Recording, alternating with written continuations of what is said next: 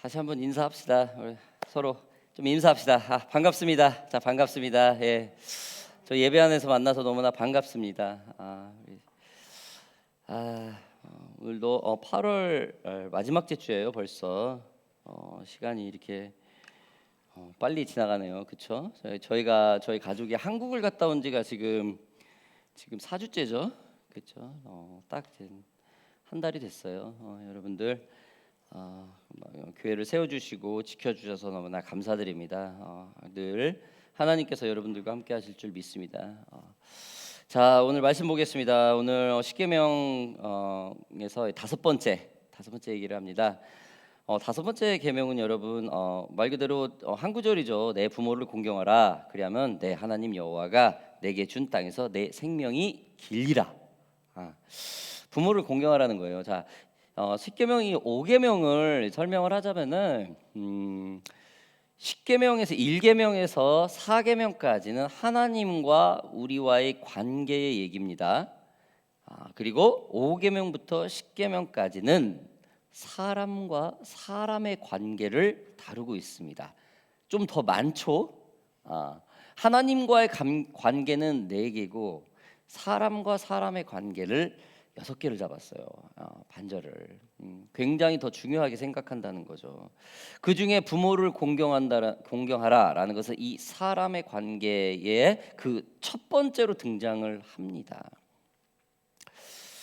여러분, 이 계명이 이 뭐 다음에도 나오고 이제 그 다음 계명, 그 다다음 계명 계속 나오지만은 살인하지 말라, 도적지 말라, 간음하지 말라 이런 계명들이 있습니다. 그런데 이 계명에 앞서 우리가 좀 세라가 우리 뭐 이렇게 다친 거를 우리가 아까 막 뭐 해프닝을 좀 얘기를 했었는데 이것보다 가장 먼저 우선되는 거를 부모에게 공경하라라는 얘기입니다. 그게 가장 첫 번째예요. 자, 이 말씀에서는 우리 에베소서에서도 조금 더 이 말을 더 뒷받침하고 있죠. 에베소서 6장 2절에서 3절 말씀을 읽어보겠습니다. 내 아버지와 어머니를 공경하라. 이것은 약속이 있는 첫 계명이니 이로써 내가 잘되고 땅에서 장수하리라. 여러분, 이 계명은 하나님 다음으로 다른 이들과 관계하는 이 사람과의 관계 이 첫 번째 계명에 공경이라는 말이 나와요. 부모님, 이 듀티 부분이 있지만은 또 반대로 함께 축복의 뜻이 있는 계명입니다. 대인관계 중에 부모를 공경하라라고 한 이 계명에만 축복의 약속이 유일하게 있습니다. 이는 내가 잘되고 이 땅에서 장수하리라. 뭐를 하면은요? 부모를 공경하면은 말입니다. 자, 그러면은 여러분 공경이라는 뜻을 좀 우리가 좀 알아보겠습니다. 공경이 뭡니까? 공양하라. 저 우리 불교 말로는 공양이라고 그래요. 공양, 부모를 모시고 부모를 이제 리스펙트하라 이런 것을 이제 뭐 한국에서는 그렇게 표현을 많이 하죠. 자, 우리가 사용하는 공경이라는 말은 예의를 할 때 공손한 공, 그리고 감사를 말할 때 공경할 경, 즉 공손과 공경의 뜻이 함께 가진 말이 바로 공경입니다. 자, 원문인 히브리어로는 카바드라는 말로써 다수 부유하다, 뭐 영화롭다라는 뜻을 가지고 있습니다. 자, 영어로는 우리가 쉽죠. 오너라고 씁니다. 거의 뭐 경의하다, 존경하다, 영예롭다, 추앙하다라는 사전적 의미를 가지고 있습니다. 여러분, 이 영국에서는 지금까지 이 오너라는 단어를 굉장히 큰 대관식 때 훈장을 수여할 때 사용을 합니다. 지금도 여전히 사용을 합니다. 그래서 한 10수년 전, 14~15년 전이도 오바마 대통령이 현직에 있을 때 사우디아라비아의 그 당시 왕인 압둘 아지즈 국왕이 그 국왕 훈장을 이름으로 오바마 대통령에게 훈장을 수용할 때 이 오너를 사용합니다. 제가 한번 읽어볼게요. President Barack Obama receives a gift a golden necklace called the King Aziz Order of Merit, the country's highest honor, from Saudi Abdullah at the start of their bilateral meeting. at the king's farm in the Riyadh, Saudi Arabia, June 3rd, 2009. 이 국민 훈장, 그 한 나라의 국왕이 미국 대통령에게 그 선물을 하면서 훈장을 할 때 이 오너라는 말을 써요. highest honor. 굉장히 공경한다라는 뜻이죠. 굉장히 존경을 한다는 뜻이죠. 이처럼 여러분, 이 오너라는, 이 공경이라는 말이 상대를 굉장히 존경할 때 쓰는 말입니다. 여러분들이 가장 오너하는 사람이 누굽니까? 이 주위에 대부분 윗사람이 될 수도 있고요, 좋은 친구가 될 수 있고요, 그렇죠? 직장의 동료가 될 수 있고 상사가 될 수 있어요. 굉장히 오너한다. 만약에 나는 주위에 오너하는 사람이 없어, 존경하는 사람이 없어, 그거는 좀 본인의 어떤 관계 부분을 조금 한번 우리가 한번 정리를 해봐야 되지 않나, 좀 점검을 해봐야 되지 않나라는 조심스러운 접근이 있습니다. 아무튼 사람과의 관계에서 이 5계명 그 시작의 처음이 이 공경으로 시작을 합니다. 자, 그런데 왜 하나님은 부모에게 공경을 하라고 했을까요? 그것도 사람과의 관계 계명 이 첫 번째부터 말입니다. 왜 공경이 첫째 계명이 되었을까요? 그것은 바로 완전한 부모는 세상에 없기 때문이에요. 자, 에베소서 1장 1절 우리 이거 같이 한번 읽어볼까요? 에베소서 1장 1절 우리 같이 한번 읽어보겠습니다. 합독하겠습니다. 시작. 자녀들아, 주 안에서 너희 부모에게 순종하라. 이것이 옳으니라. 성경은 부모를 공경 시작을 순종이라고 해요. 순종의 처음 우리가 그 시작을 부모를 공경하는 거, 오너하는 거로 시작을 합니다. 자, 순종이 뭐랍니까? 순종이 맞다, 순종하는 게 옳다라고 말을 합니다. 이것은 우리 삶의 중심이고 스탠다드입니다. 삶에 바람직하다라는 것이죠. 그러나 그 부모라는 존재가, 그 존재 자체가 온전합니까? 우리가 부모가 돼보고 또 우리 부모라는 그 존재를 우리가 섬겨보지만은 온전합니까? 절대 그렇지 않아요. 근데 온전하지 않는, 참 공경하기 참 어려운 상대를 공경하라는 게 계명이에요. 약간 듀티성이 있죠. 좀 의지성이 좀 들어가죠. 창세기에는 당대 의인이라고 불렀던 노아가 나옵니다. 노아 하면은 여러분도 잘 아시는 대홍수 사건으로 유명하죠. 그런데 한 가지 더 굉장히 더 유명한 사건이 있습니다. 그것은 하나님의 자녀로서는 굉장히 의인으로서, 그 주위의 사람으로서는 의인으로서는 됐을지는 몰라도 부모로서는 조금 부족한 부분이 있었어요. 부모로서 그 자녀들 앞에서 술이 취해서 발가벗고 잠이 들어있는 것을 자녀들이 목격하는 사건이 벌어집니다. 자녀들 앞에서 실수를 하는 거죠. 창세기 9장 20절에 21절에 이렇게 나옵니다. 노아가 농사를 시작하여 포도나무를 심었더니 포도주를 마시고 취하여 그 장막 안에서 벌거벗은지라. 성경에서 사람을 당시 노아를 의인이라고 했어요. 그 최초죠. 성경에 최초로 의인이라는 단어가 나오는 게 지금 노아예요. 의인이라고 부름을 당했던 사람이, 직임을 했던 사람이 또 의인이에요. 그러나 이 노아는 그 시대에 하나님이 인정하는 의인이었을지는 모르나 부모로서는 그다지 그렇게 의인으로서는 참 많이 부족했던 사람이었습니다. 믿음의 조상 아브라함은 어떻습니까, 여러분? 의인이라 불렀던 아브라함은 자신의 아들을 하나님께 바칠 정도로 하나님께 굉장히 절대적으로 순종하는 사람이었죠. 그러나 어땠습니까? 하갈이라는 하인을 취하는 실수를 해서 오늘날까지 지금 크리스찬과 무슬림이 앙숙이 되는 그 첫 번째 시조 조상인 이스마엘을 낳게 됩니다. 그리고 그녀의 아내 사라가 아비말렉의 그 추장한테 아내를 뺏길 때 자기가 죽을까봐 와이프라고 안 하고 누나라고 해요.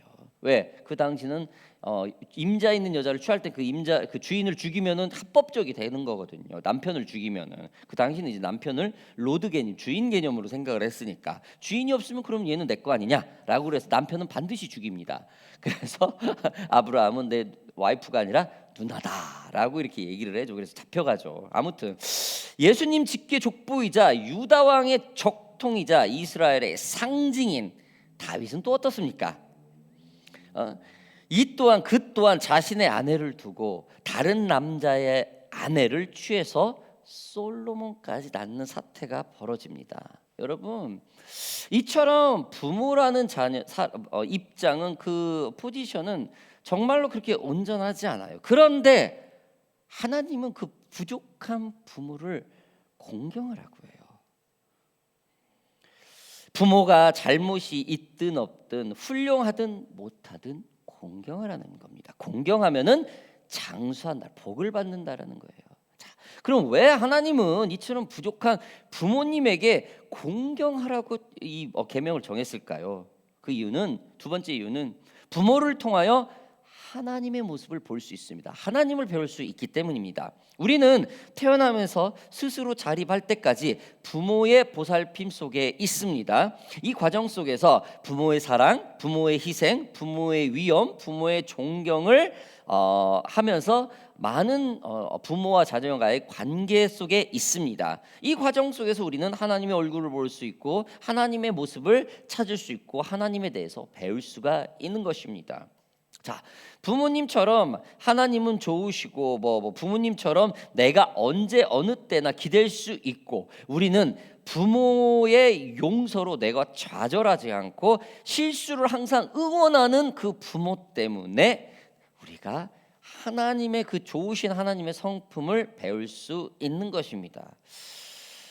그런데 뭐 요즘에는 또 참 부모가 또 그렇지 않은 부모들이 참 많아요. 그렇죠?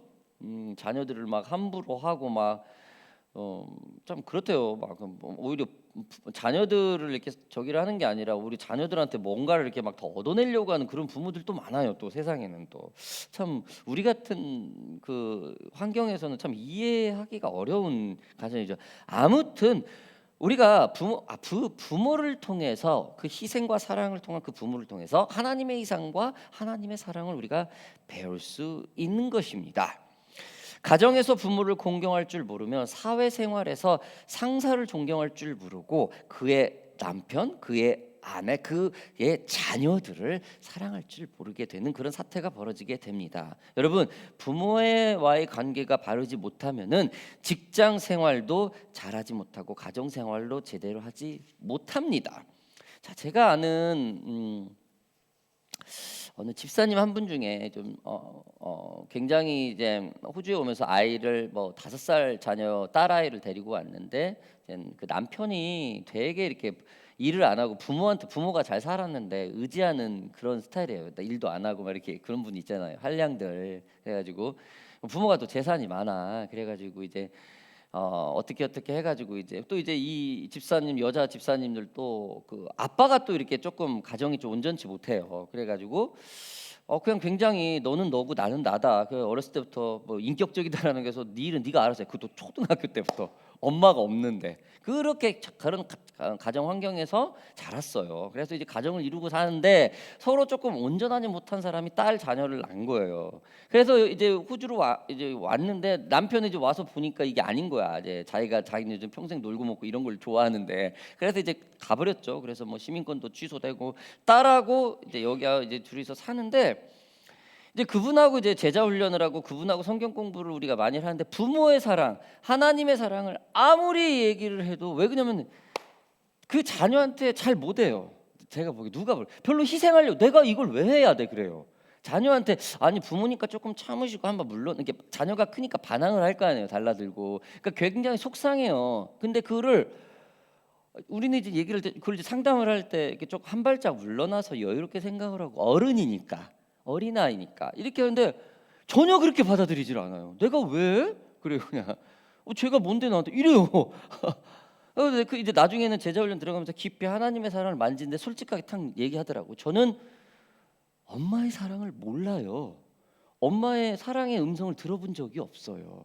왜 그런 게 있잖아요. 우리 어렸을 때 아가 뭐 이렇게 우리 애기 막 이러면 이런 소리가 기억이 남아 있잖아요. 그 평생 가거든요. 전혀 그런 기억이 없대요. 그러니까 그런 사랑, 엄마 사랑을 잘 모르니까 딸이 아이가 혼란스러워하고 엄마한테 기대고 그냥 그 딸아이는 다른 거 없어요. 다른 엄마처럼 좀 이렇게 해줘라라는 거예요. 좀 응석 부리더라고요 보니까. 그런데 내가 왜 그걸 해야 돼? 저한테 힘들어 죽겠는데 이래요. 너무나 제가 너무나 혼란스러웠었어 그때. 근데 결국에는 그거를 극복하지 못하더라고요. 그 결국에는 딸아이는 그냥 다른 남자고 막 이렇게 일찍 이렇게 막 나가 살아버리고 막 이렇게 완전히 헤어져 버렸어. 그냥 부모하고 떨어져 버렸어 완전히. 아무튼 좋지 않은 그런 상황이 벌어지고 그리고 다시 이렇게 가끔 만나기만 하면 또 이렇게 티격태격 그런 사이가 평생을 그렇게 가는 그런 사이가 되더라고요. 아무튼 우리가 부모한테 사랑을 받지 못했다 그래도 우리가 그 전에는 요즘처럼 뭐 따뜻한 이런 세상 그렇지 않은 사랑을 받지 못했더라도 우리만큼 극복할 수 있다라는 거예요. 왜? 하나님은 지금 오늘 이 말씀을 통해서 부모를 공경하라고 가르치고 있기 때문에요. 얼마든지 극복할 수 있는 부분인데 우리가 거부한다면은 이 부모에 대한 공경, 하나님에 대한 사랑, 내 남편, 내 아내, 내 자녀에 대한 사랑은 온전하게 할 수가 없는 것입니다. 여러분, 부모의 공경을 통해서 하나님을 배우고 사회생활과 나의 가정 그리고 사람과의 관계 그 행복한 삶이 무엇인지를 우리는 배울 수 있습니다. 자, 그러면은 우리가 이 공경, 이 언어 이거를 그럼 어떻게 해야 하나? 어떻게 해야 될까요? 자, 우리는 어릴 적부터 다 성장할 때까지 공경이라는 것을 배우고 적용하는 그 실질적인 프랙티컬한 모습을 늘 적용하면서 살아야 될 것입니다. 그것도 연령에 따라 조금씩 다르게 말입니다. 첫 번째, 어린아이일 때에는 무엇을 배웁니까? 순종을 배워야지. 왜? 본인의 의견이 없고 본인의 어떤 클리어한 결정이 없어요. 오피니언이 없어요. 그렇기 때문에 어린아이일 때는 엄마 아빠 말을 들어야 되는 순종을 배워야 됩니다. 조금 전에 말씀드렸듯이 예배소서 1장 1절에는 자녀들이 부모에게 순종하는 것이 옳다라고 말을 하고 있습니다. 감리교 창시자 존 웨슬리는 19남매라는 그 형제에서 자랐대요. 대가족에서 훌륭하게 자랐다고 합니다. 그의 어머니 이름은 수잔나라는 분이 있는데 이 수잔나는 존 웨슬리 형제 19남매를 키우면서도 자녀 19명의 자녀를 모두 훌륭하게 길렀다고 해요. 그래서 그분은 물론 이제 존 웨슬리가 어머니 회상하면서 이런 말을 했다고 해요. 엄마가 한 말이 이 말이래요. 자녀는 어려서 자기 고집을 꺾고 부모에게 순종하는 법을 배워야 한다. 이것이 바로 19남매를 훌륭하게 길러낸 엄마 입에서 나온 소리라고 합니다. 또한 이 말도 했대요. 제멋대로 하게 내버려 두는 자녀가 제멋대로 하게 내버려 두는 부모는 그 자녀를 마귀의 사람으로 되게 하는 것을 만들어 버린다라고까지 과격하게 말할 정도였다고 합니다. 즉 이 부모가 주장하는 게 뭐냐면은 자녀 이 순종은 저절로 배우는 것이 아니라 가르쳐야 된다는 거예요. 부모가 먹여주고 입혀주고 교육시켜 주었기 때문에 간섭할 수 있는 권리가 있다라는 거예요. 그렇습니다, 여러분. 즉 말해서 공경은 우리가 배워야 되고 공경은 경험되어져야 하고 우리 삶에 익숙해져야 된다는 것입니다. 자 그러면은 이 공경은 청년 때는 어떻게 해야 하는 걸까요? 이 청년 때는 상대를 용납하는 것과 상대를 감사함으로 감사라는 것 할 수 있는 것을 배우는 것이 바로 공경을 배우는 겁니다. 그러니까 즉 용납하고 감사를 배워야 된다는 거예요. 어떤 때요? 청년기 때요. 자기 판단이 좀 투박하지만은 자기 판단은 조금 투박하지만은 그때 상대를 용납하고 감사하는 것을 배워야 된다는 것이죠.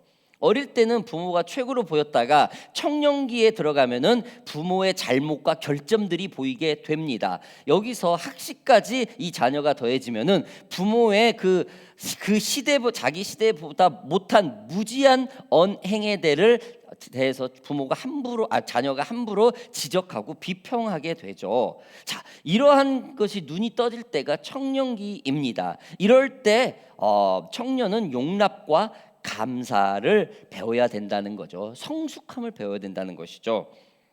그럴 때에 뭐 청년기 때 이럴 때 참 청년기 때 참 부모에게 많이 실수를 해요. 이렇게 막 반항이라고 그러죠. 사춘기라고 그러죠. 이때 참 많이 실수를 해요. 그래서 부모도 자녀도 씻을 수 없는 상처가 이 청년기 시작될 때 이게 때 들어옵니다. 아무튼 이거는 배워야 된다는 것이죠. 배워야 된다는 그 배움의 중심이 스탠다드가 있어야 돼요. 뭘 놓고 배우느냐예요. 그렇죠, 여러분? 이게 바로 우리가 바이블이에요. 교회입니다. 바이블을 가지고 성경을 가지고 배워야 돼요. 자, 부모가 죄가 있고 실수가 있어도 결점이 있어도 용납하지 온전하지 못한 부모이기 때문에 청년기 때 이거를 용납하고 이거를 그냥 감사하는 이것이 바로 청년기가 배워야 될 부모에 대한 공경이라는 겁니다. 자, 마지막으로 그러면 성인이 되어서는 이 공경을 어떻게 해야 됩니까? 어떻게 배워야 됩니까? 다 커서 결혼을 해서겠죠? 결혼하기 직전이겠죠? 아니면 결혼해서 자녀겠죠? 자녀까지 부양을 할 때 이 부모에 대한 공경을 어떻게 할 것인가? 이것은 성인이 되어서는 부모를 돌봐야 한다는 거예요. 같이 살라는 말이 아니라 케어해야 된다는 거예요. 케어링을 해야 된다는 거죠. 디모데전서 5장 4절에는 이렇게 말을 합니다. 만일 어떤 과부가 자녀나 손자들이 있거든 그들로 먼저 자기 집에서 효를 행하여 부모에게 보답하기를 배우게 하라. 이것이 하나님 앞에 받으실 만한 것이니라. 같은 성경 8절입니다. 누구든지 자기 친족 특히 자기 가족을 돌보지 아니하면 믿음을 배반한 자요 불신자보다 더 악한 자니라. 여러분, 다 장성한 어른도 그의 늙은 부모의 품에서 돌봄을 얻고 자랐습니다. 그 부모가 그 품이 있는 늙은 아무리 힘없는 늙은 부모라도 분명히 그 부모가 있었다라는 것이죠. 이제는 반대가 되어서 자기가 그 부모의 나이가 되고 부모는 많이 늙었어요. 이것을 보답하라고 성경은 지금 클리어하게 말을 하고 있습니다. 성인이 되어서 부모를 돌봐야 하는 것은 부모의 영혼까지입니다. 물론 육신 이렇게 격려를 하고 선물을 종종 사드리고 조금 가끔 용돈을 드리고 이렇게 어디 외식을 하고 이런 거 케어가 있겠죠. 어디 좀 아프면 모시고 손 잡고 병원을 모시고 간다든지 이런 이게 바로 성인에 대해서 성인이 되어서 부모를 공경할 게 그거는 배워야 된다라는 거예요. 근데 요즘엔 참 폐륜이 많아요. 참 들려오는 소리가 참 듣기 싫은 너무 가슴이 아픈 그런 일들이 많아요. 아무튼 여러분 때로는 부모가 잘못해 있는 거 익숙해져 있는 그 잘못된 버릇들이 있어요. 그렇죠? 참 그 부모 당시는 그때는 참 그게 정상인 줄 알고 살았지만은 요즘 시대 젊은 눈으로 봐서는 그게 너무 큰 실수라는 거를 너무 볼 때가 많아요. 그래도 그런 것을 용납하고 감쌀 줄을 알아야 되는 어린이 되어야 된다는 것이죠. 여러분, 하나님은 부모를 공경하라는 것을 부모를 보답하라는 그 하나님이 보답하라는 것은 하나님이 기뻐하는 행동이라고 지금 분명히 말을 하고 있습니다. 진정한 믿음이 있는 자는 자기 가족을 돌보는 자라고 하죠. 자기 자녀에게, 자기 아내에게, 자기 남편에게는 선물 같은 걸 잘하고 맛있는 것도 사주고 옷도 사입고 아프면은 병원도 데리고 가고 차 태워가지고 픽업도 하고 하는데 자기 늙은 부모를 그렇게 하지 않는다는 것은 이거는 많이 잘못됐다라는 것이죠. 아무튼 여러분, 이러한 부모의 실수까지 익숙해지는 삶, 그런 것까지 포용할 수 있는 것이 케어할 수 있는 것이 성인이 돼서 부모를 공경하는 그런 뜻이라는 것입니다.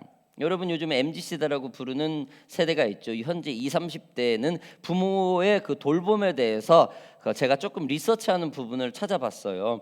어떠한 책임의 의식을 갖고 있는지 좀 보았어요. 자, 청년 대학생 대학생들은 그 설문조사 결과 20대, 30대 응답자 125명 중 48%는 부모와 함께 거주하며 부양을 할 의사가 있다고 분명히 말을 했습니다. 그러나 19%에는 아니라고 클리어하게 선택을 하고 나머지 32%는 잘 모르겠다. 아직까지는 한국 사회가 부모에 대한 실질적으로 하든 안 하든 모실 의향이 있다라고 분명히 말을 하고 있어요. 아직까지는 살만한 세상입니다. 아직까지는 이 공경이라는 게 한국 사회에 존재하고 있다라는 것이죠.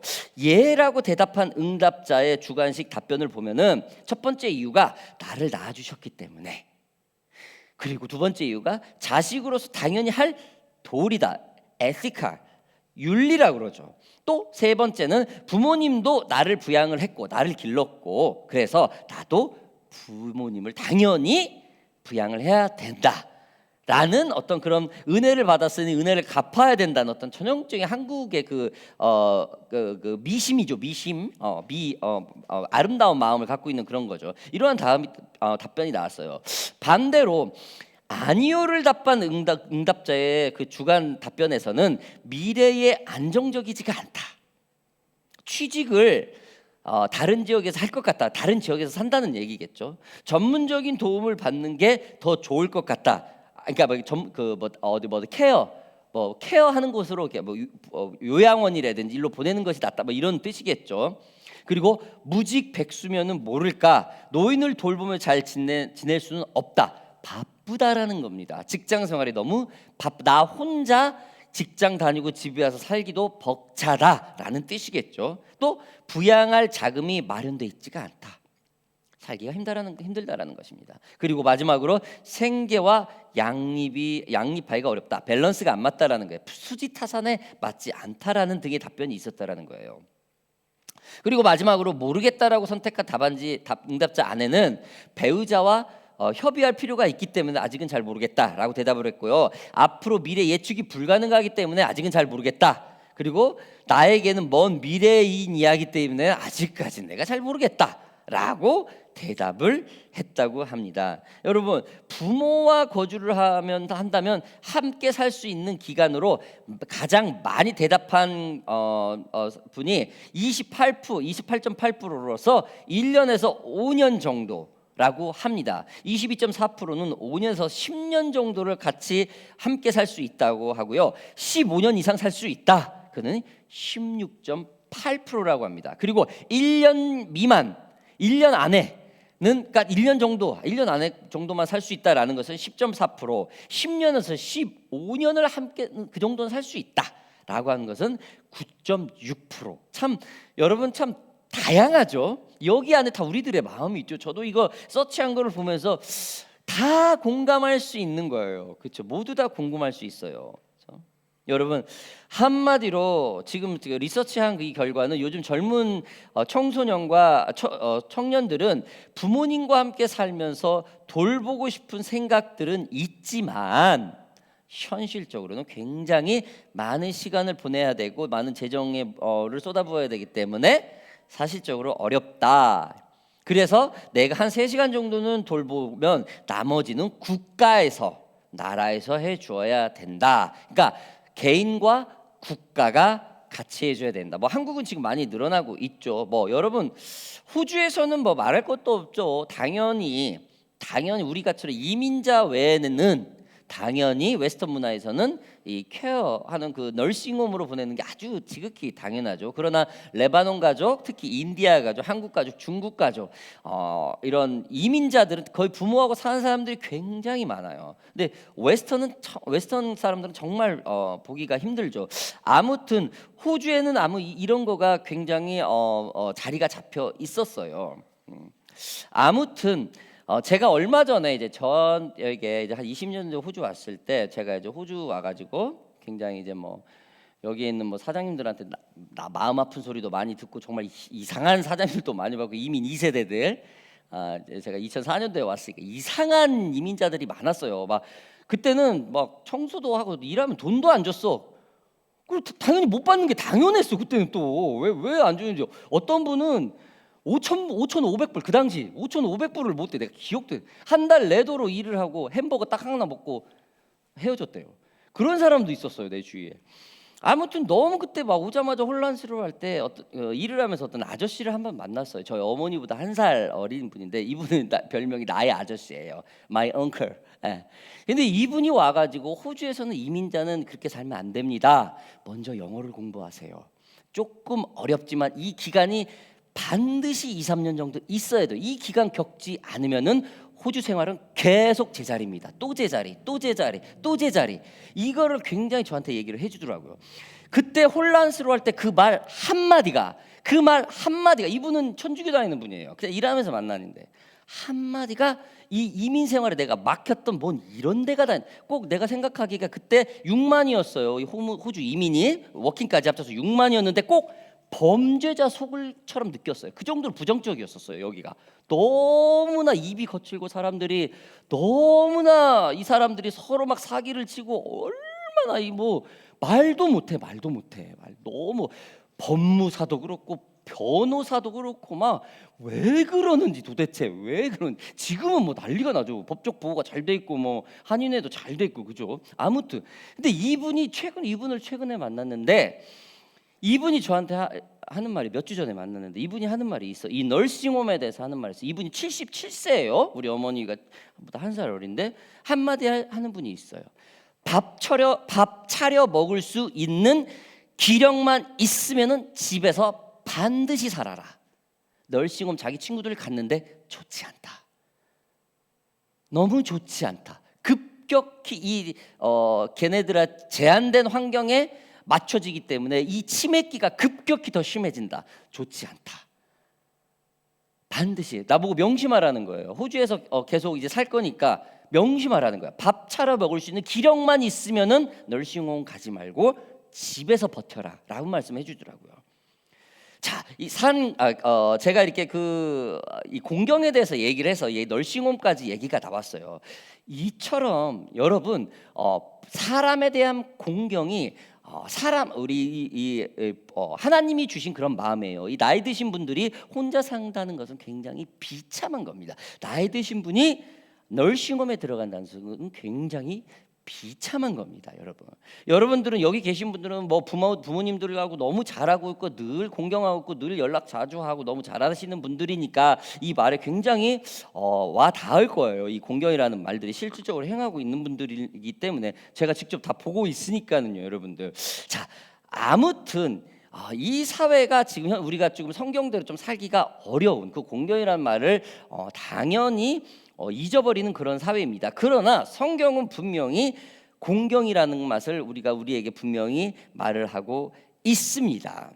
사랑하는 오션파크 교회 성도 여러분들, 여러분 오늘은 우리가 지금 10계명 중 사람과의 그 관계 첫 계명인 부모를 공경하라 그리하면은 네가 장수하리라 오래 살리라라는 말을 우리가 조금 접근을 해보았어요. 도대체 공경이라는 것이 무엇고 그 공경을 어떻게 할 것인가?